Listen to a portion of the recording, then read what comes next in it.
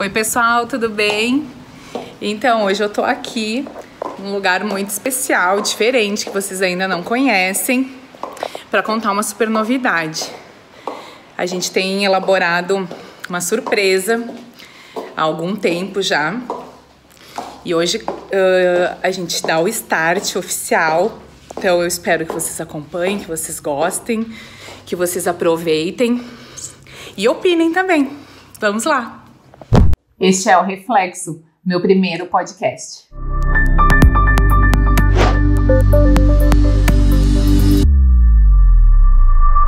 O Reflexo foi pensado como uma forma de a gente abordar alguns assuntos, não só sobre beleza, claro, sobre beleza também, mas não só sobre isso, sobre beleza, sobre autoestima, sobre saúde, sobre temas atuais. Então, no meu dia a dia, eu tenho a oportunidade e a honra de conhecer muita gente que dentro da sua área, dentro do assunto que domina, tem muito conhecimento, muita relevância. Então, é trazer essas pessoas, né, que a gente consiga fazer uma troca, despertar emoções nas pessoas e também uma reflexão, né?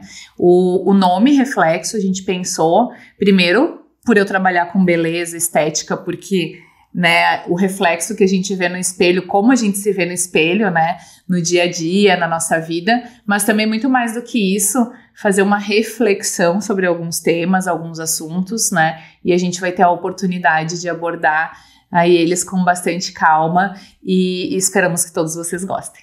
Nesse primeiro podcast, a gente vai abordar um assunto que faz parte do meu universo, né, que é pele, que é o que eu amo falar, o que eu amo viver, o que eu amo trabalhar e pensar, mas também junto com um outro assunto que é uma realidade atual minha e de muitas outras mulheres, que é a gestação. Então, nesse primeiro podcast, a gente vai falar sobre as alterações, os cuidados, o que pode ser feito, o que não pode, de uma forma bem prática, na gestação em relação às alterações da pele. A gente pensou uma série inicialmente, né, justamente sobre esses temas da gestação. Então a gente vai preparar alguns temas, como exercício físico, nutrição, a autoestima, né, como se manter mulher, se manter bem nesse período, viva e levar a gestação de uma forma super linda, como deve ser vivida. Então, vamos começar o primeiro conteúdo e que vocês aproveitem bastante. Então, hoje, a gente vai dar start ao primeiro com um assunto bem esperado, né? Que é pele, as suas alterações e como abordar, né? Tudo que acontece com a nossa pele na gestação. Bom, quando a gente está grávida, a gente começa a vivenciar algumas alterações de pele que a gente não reconhece ela, né? Algumas coisas a gente considera normal. E o que é normal? O que é normal e o que é patológico? Até onde, né? A gente aceita uma alteração como fisiológica. Algumas coisas são esperadas na gravidez. Então, por exemplo, alterações fisiológicas como aumento de pigmentação.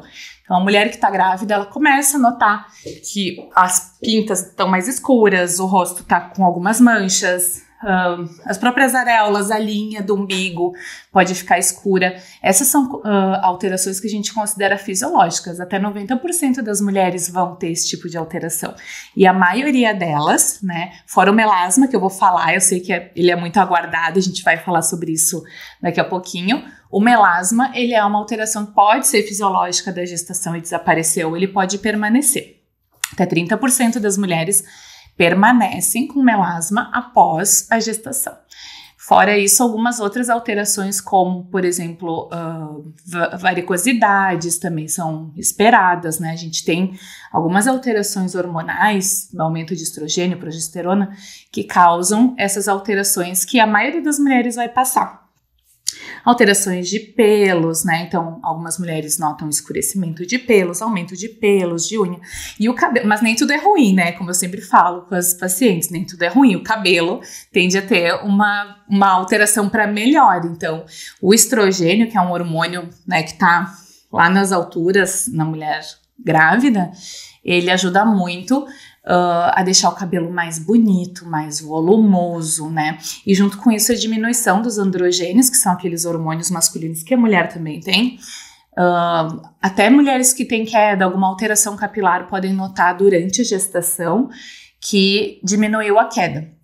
Então, é muito importante a gente procurar ajuda quando a gente imagina que tem alguma coisa errada, né? No geral, essas alterações a maioria das mulheres passa. Bom, tem alguns assuntos que não tem como abordar, e eu separei pelo menos uns 2 deles, né? O melasma. Então, o melasma, a maioria das mulheres que já passaram pela gestação conhecem, né? Não é exclusivo da gestação, porém, ele é muito comum, né? O início dele, o desencadear dele é muito comum durante a gestação. Cerca de 50% a 70% das mulheres grávidas vão desenvolver melasma, mas dessas apenas 30% vão permanecer depois da gravidez, ou seja, geralmente ele dá e passa, né? Mas aquelas mulheres que têm melasma pós-gestacional, elas têm uma alteração ali estampada no rosto, né? Eu sempre falo com as minhas pacientes que têm melasma como é incrível o que uma mancha no rosto pode causar na autoestima de uma mulher, né?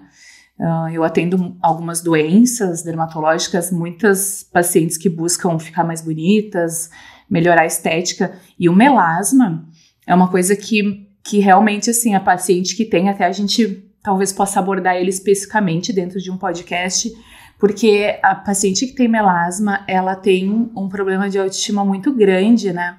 É muito difícil tratar, ele vai e vem, ele é uma doença crônica, tá associado com depressão. Então, como é importante a gente falar dele, né? E falar o que a gente pode ou não, porque durante a gestação bate um desespero. O que dá pra eu tratar? Será que eu posso tratar? Será que eu posso fazer algum procedimento estético, né? Bom, infelizmente a maioria dos procedimentos estéticos, como microagulhamento, peelings, lasers, a gente não pode fazer durante a gestação. Então, esses tratamentos mais invasivos, eles ficam para depois mesmo. A gente vai abordar no pós-gestação. Mas não precisa também ficar esperando, né, lá tudo acontecer. Dicas bem práticas, né? O filtro solar é um clássico, né? Mas o filtro solar, ele evita pelo menos que a paciente tenha um desenvolvimento muito grave, né? Ele ajuda a pelo menos controlar um pouquinho durante a gestação aquela mancha que tá fora do controle. Na mulher que tem melasma tem que ser com cor, né? Filtro solar com cor sempre.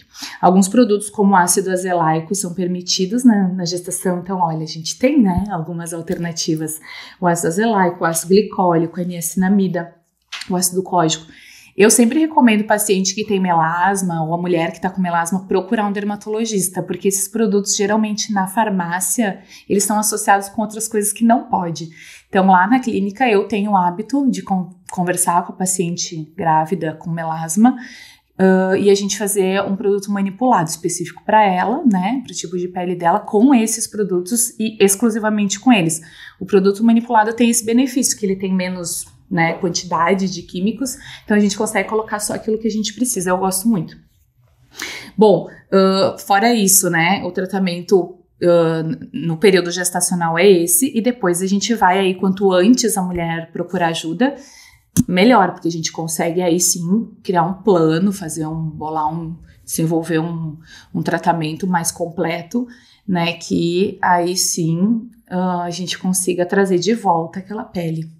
Eu separei alguns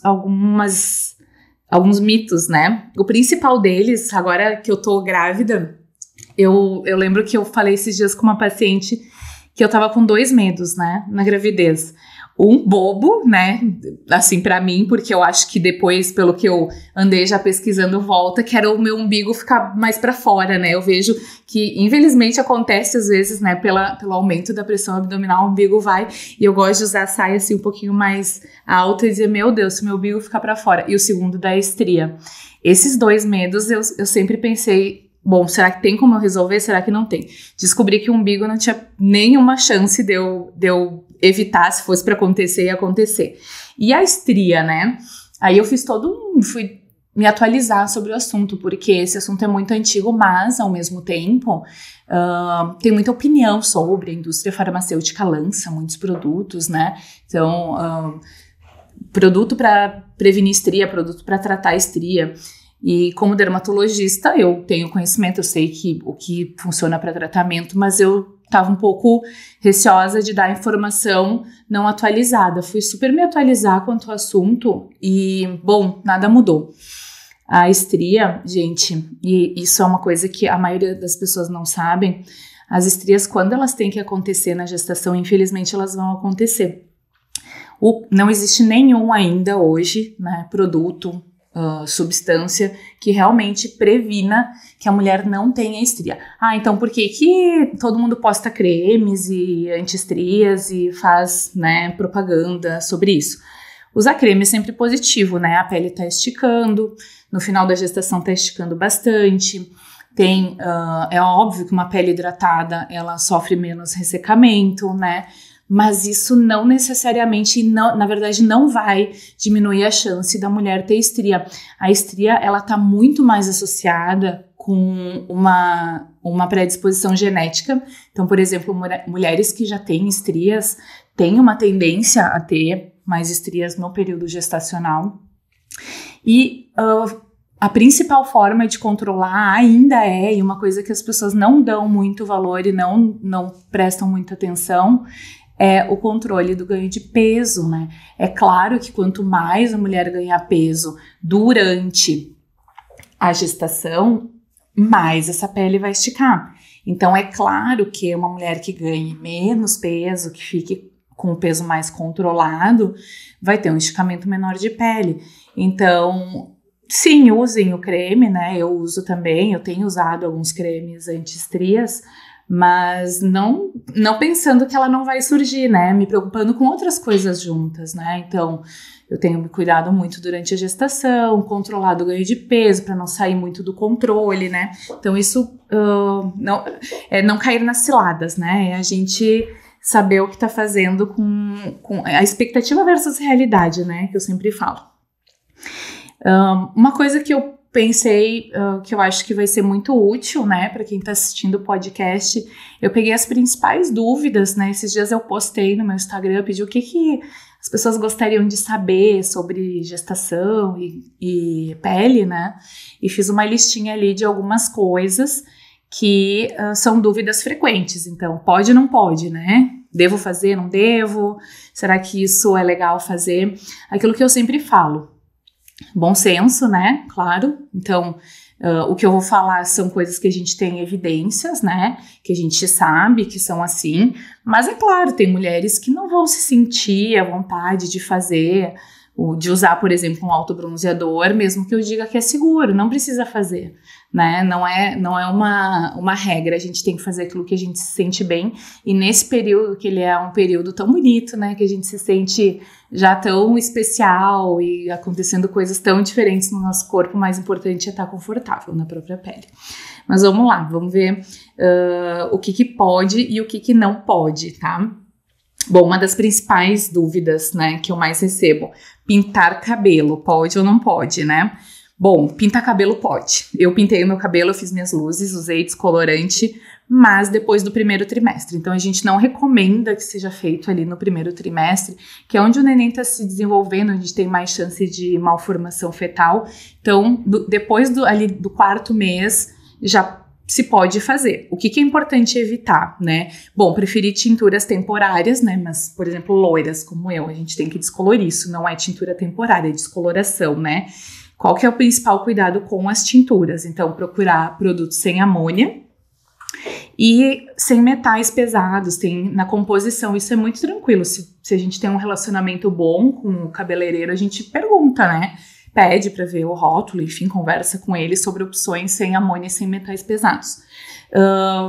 Quando a gente fala de descoloração, como a que eu fiz, o importante é evitar o contato direto com o couro cabeludo, né? Primeiro, por conta do produto mesmo, entrar em contato com o couro cabeludo, né? Não é indicado isso independente da idade gestacional da mulher, mas também para evitar alergias e problemas, né, futuros aí desnecessários. Então, pintar cabelo pode, com esses cuidados. Alisantes, tá? Esse é um assunto super atual, então alisar o cabelo. Teve alguns posts que eu vi sobre alisamento tal, é permitido porque algumas marcas lançaram esses dias no rótulo do alisante pode em gestantes, né? Bom, só que na verdade, tem uma resolução bem recente da Anvisa dizendo que não pode. Mesmo que esteja escrito na caixinha lá do alisante pode, a Anvisa proibiu o uso de qualquer produto que alise o cabelo durante a gestação. Então, não pode, esqueçam. Aguenta um pouquinho, depois da gestação passa rápido, é só 9 meses, depois resolve o assunto. Vamos lá. Acne. O que pode e o que não pode, né? Tem que ficar com acne. Todas as mulheres têm acne? Não. Algumas mulheres têm um aumento da glândula sebácea, então vão piorar, ou até ter acne sem ter tido antes, e outras mulheres vão ter ressecamento de pele. Eu tô tendo ressecamento de pele e eu tinha a pele oleosa antes, a minha pele tá mais ressecada, meu cabelo tá mais ressecado. Então não tem uma regra, a glândula sebácea ela ou vai pra mais ou vai pra menos. Mas e aí, quando tá com acne, o que pode? Eu botei alguns produtos aqui que são permitidos, tá? Que é o ácido azelaico, a niacinamida, peróxido de benzoíla em baixa concentração 5%, o ácido glicólico até 10%. Para casos mais graves de acne, quando a mulher tá muito... A acne também é uma doença associada à depressão, viu? Então, é muito importante a gente não negligenciar ela, principalmente num período onde a gente já tá se sentindo um pouco mais diferente, algumas mulheres com a autoestima mais baixa, mudam muito o corpo, né, o rosto dá uma inchadinha, o nariz dá uma largadinha, então não precisa ficar sofrendo com a acne, até alguns antibióticos de passagem a gente pode usar em quadros mais graves, né. Então, obviamente, vai precisar de um dermatologista. É sempre bom ter um dermatologista acompanhando, né, o período gestacional. A gente fez lá na clínica um protocolo gestante, que é justamente isso, que é acompanhar a gestação por 9 meses. Ele inclui algumas idas comigo, já programadas, uma por trimestre, e também alguns cuidados de pele com a fisioterapeuta e comigo, né, peelings permitidos na gestação, com produtos permitidos, limpeza de pele com produtos permitidos, é bem legal.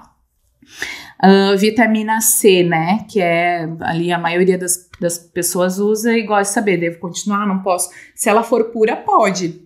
A vitamina C não é contraindicada na gestação e ela ajuda a dar um viço para a pele, né, então vitamina C pode. Retinol, né, 100% das minhas pacientes usam retinol, e aí, posso ou não posso continuar? Ele é um super anti-idade, tem aqueles... várias variações dele lá, retinol deído, ácido retinóico, pode ou não pode? Não pode. O retinol é um dos principais produtos que a gente tem que parar, assim que descobrir que tá grávida, não pode. E o ácido hialurônico, né? O ácido hialurônico, olha a dicotomia aqui, né? Em creme pode, então passar na pele o ácido hialurônico pode, ele é um hidratante. Infelizmente não dá para injetar, então a gente tem que ficar com os preenchimentos vencidos durante a gestação, e tudo bem, né, porque logo depois da gestação já pode fazer, então no período do puerpério e já após o nascimento do neném, já pode fazer preenchimentos, durante a gestação não. Tem alguns médicos que fazem, a gente sabe, mas tem várias coisas associadas, né, não tem segurança, a gente evita produtos injetáveis não necessários na gestante pelo risco de alergia, dor pode induzir contração, trabalho de parto, então não tem por que a gente, ansiedade também, então não tem por que a gente fazer, eu prefiro esperar. Assim, também com o Botox, com o bioestimuladores, com o Ultra Radiesse e com o ultrassom microfocado, esses tratamentos eles podem induzir dor, né, e são injetáveis, não tem porquê, né? A grande maioria dos dermatologistas espera e recomenda que se espere. E eu coloquei um aqui que é um produto que eu adoro, uso muito, usava direto, né? Passo a cada 4, 5 dias, que é o autobronzeador, para finalizar, né? Pode ou não pode? Pode, mas não se usa de forma rotineira, então não pode, fica branquinha mesmo, espera um pouquinho, mas assim para um evento pode... para se sentir melhor, talvez num momento pode, o que não se recomenda é que se faça uso contínuo, ele tem alguns produtos químicos que talvez não sejam muito interessantes, mas isso também a gente não tem comprovação científica. Então, no assunto gestação e pele, essas são as coisas assim que eu vejo no meu dia a dia que a gente tem mais dúvidas e que as pessoas perguntam mais e que também causam uma ansiedade, né? O que eu queria deixar de recado sobre esse assunto de gestação e pele, né? É um período onde tudo tá diferente, né? O nosso corpo tá diferente, o nosso cabelo, a nossa pele também, nossos pensamentos estão diferentes. Então tudo bem, tem mulheres que querem permanecer se cuidando e outras não dão tanto valor para isso, valorizam mais né, a sensação de bem-estar, enfim, de estar gerando um neném. Tem outras pacientes que querem essa sensação e se sentem muito felizes, mas também tem autoestima muito relacionada com a pele, com o cabelo e com o corpo. Então, o mais importante, eu acho, é a gente se respeitar, a gente, né, se deixar levar pelo momento e procurar ajuda nas angústias. Então, se alguma coisa não tá legal, não tem porquê, é um período mágico, né? Tem recursos, a gente tem recursos para conseguir ficar bem de todas as formas. Eu vou encerrar por aqui o nosso primeiro podcast, com muita alegria, né? Eu acho que a gente vai ter muita troca aí. Quero deixar o recado para todo mundo seguir o nosso canal no YouTube e também no Instagram, né? A gente vai compartilhar alguns conteúdos lá no site também. E mandem dúvidas, né? Tudo que vocês tiverem sobre o assunto a agregar. E ideias de assuntos também. A gente agora vai gravar esses de gestação, que eu acho muito interessante a gente abordar isso no momento. E depois a gente vai ter muito assunto legal, né? E bem geral e bem amplo para agregar aí na vida, se somar alguma coisa legal na vida de uma ou duas pessoas. O nosso trabalho já foi bem feito, né? Então, mandem suas ideias, tá bom? Até o próximo. Obrigada!